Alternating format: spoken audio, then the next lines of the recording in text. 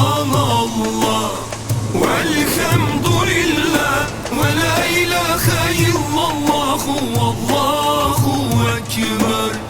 Subhanallah velhamdülillah ve la ilahe illallah vallahu ekber. Seher vakti min bilbiller yali sayrasam Allah diye diye Medine Mekke ziyaretine barsam dostlar Allah diye. Allah için dökörün göz yaşlarımı, rahmet eyle bağışla günahlarımı. Arşta Ahmet sallallahu Muhammed Resulallah Allah diye diye. Subhanallah velhamdülillah ve la ilahe illallah vallahu ekber. Subhanallah velhamdülillah ve la ilahe illallah vallahu ekber.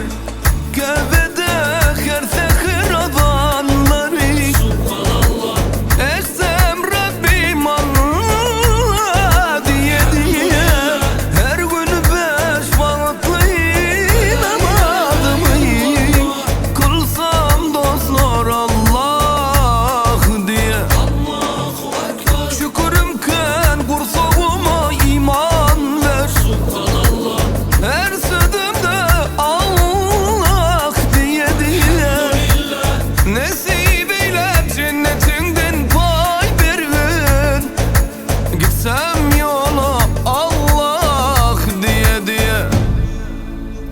Subhanallah velhamdülillah ve la ilahe illallah vallahu ekber.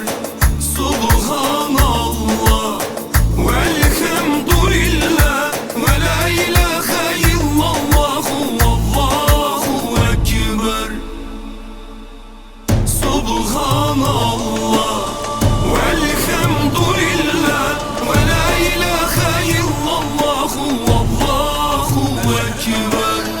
Subhanallah velhamdülillah ve la ilahe illallah vallahu ekber.